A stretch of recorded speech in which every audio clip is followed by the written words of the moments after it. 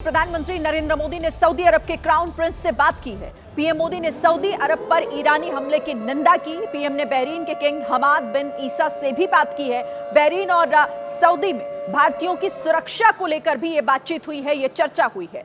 तो हमलों के बीच प्रधानमंत्री नरेंद्र मोदी, जिन्होंने सऊदी अरब के क्राउन प्रिंस से बात की है, सऊदी अरब पर जिस तरीके से ईरान ने अटैक किया है उसकी निंदा प्रधानमंत्री की तरफ से की गई। और बहरीन के किंग हमाद बिन ईसा से भी प्रधानमंत्री नरेंद्र मोदी ने बात की है। बहरीन और सऊदी में जो भारतीय रह रहे हैं उनकी सुरक्षा पर भी चर्चा हुई है।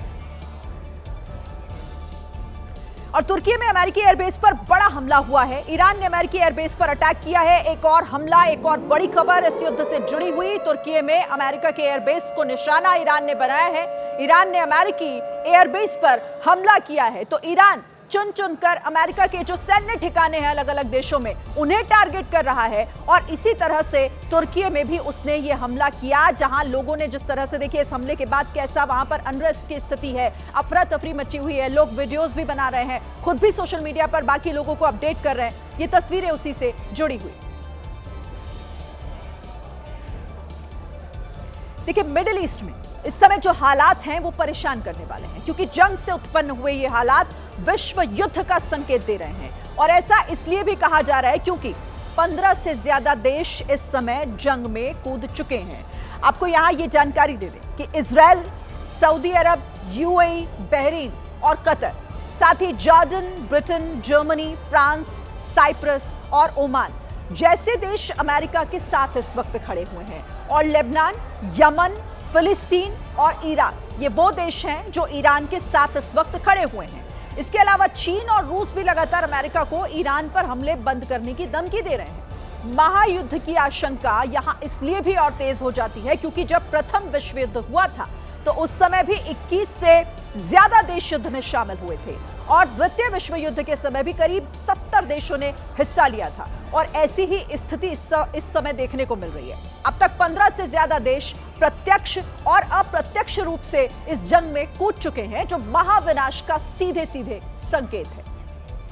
तो मिडिल ईस्ट में जंग का अलार्म बज चुका है। खामनेई की मौत के बदले की आग में सुलग रहा है ईरान। इजराइल पर back to back missile attack कर रहा है। ड्रोन हमलों की झड़ी उसने लगा दी है। इधर इजरायली फोर्स भी ईरान के हमलों के जबरदस्त जवाब दे रही है। ईरान और इजराइल आमने सामने हैं। दोनों एक दूसरे के खिलाफ खतरनाक हथियारों का इस्तेमाल कर रहे हैं, जिससे दोनों ही देशों में दहशत का माहौल है।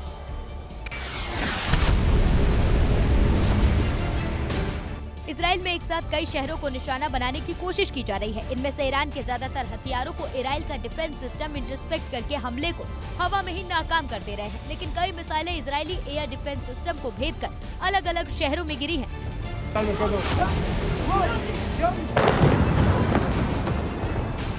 इन हमले से बुरी तरह से दहशत फैल रही है।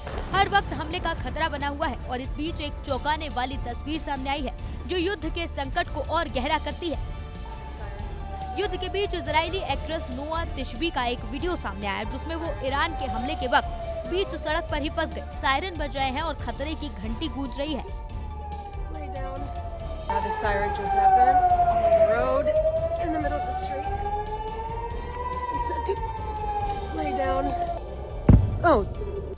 ऐसी तस्वीरें अक्सर हमें फिल्मों में दिखाई जाती हैं, लेकिन इजराइल से सामने आया ये वीडियो असलियत का हिस्सा है और डराने वाला है। It was either an intercept or and then you're supposed to lay down for 10 more minutes, just in case there's a shrapnel flying on the side of the street. Stay safe, everyone.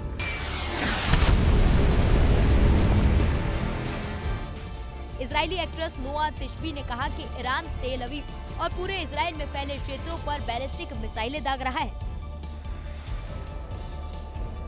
Israel और Iran में जंग इस कदर बढ़ चुकी है कि दोनों तरफ से मिसाइल और हमले, ड्रोन हमले हो रहे हैं। ईरान में आज दोपहर इजराइल के एक और शहर को उसने निशाना बनाया और मिसाइल अटैक से कई इमारतों को तहस नहस कर डाला।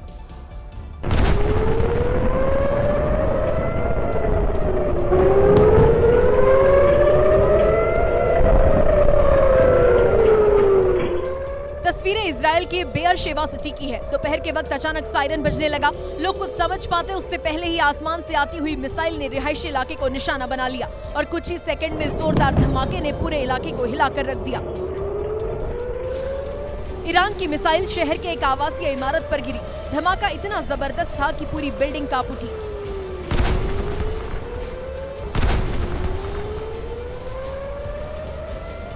बेयरशेवा सिटी में एक और जगह ईरान का कहर टूटा। यहां जैसे ही मिसाइल गिरी भयानक धमाका हुआ।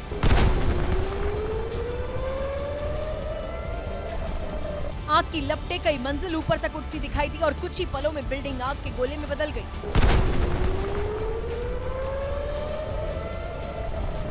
धमाके की तीव्रता इतनी थी कि आसपास की इमारतें भी इस हमले की चपेट में आ गई। आसमान में काले धुएं का विशाल गुबार उठता दिखाई दिया। इस हमले में भारी नुकसान की खबर है। कई लोग घायल भी हुए हैं।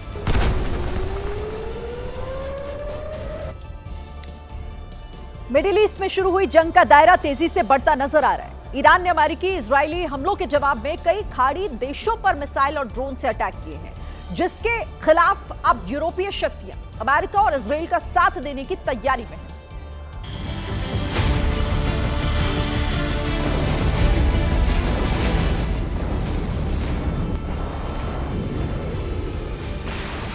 ईरान के मिसाइल और ड्रोन हमलों पर यूरोपीय देशों ने कड़ा रुख अपनाया है और खाड़ी क्षेत्र में अपने हितों की रक्षा के लिए डिफेंसिव एक्शन की चेतावनी दी है।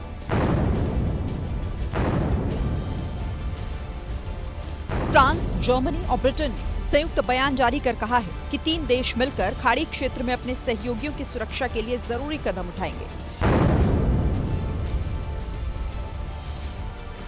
ब्रिटेन के प्रधानमंत्री कीर स्टारमर ने स्पष्ट किया है कि ईरान के खिलाफ डिफेंसिव स्ट्राइक के लिए अमेरिका ब्रिटिश सैन्य बेस का इस्तेमाल कर सकेगा।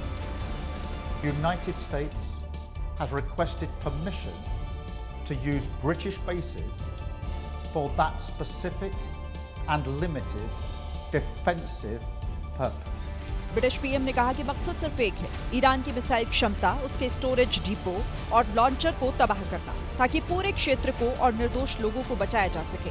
We have taken the decision to accept this request to prevent Iran firing missiles across the region, killing innocent civilians, putting British lives at risk, and hitting countries that have not been involved. हालांकि कीर Starmer ने कहा है कि Iran के खिलाफ US और Israel की joint air strike में ब्रिटेन शामिल नहीं था और बाद के हमलों में भी हिस्सा नहीं लेगा।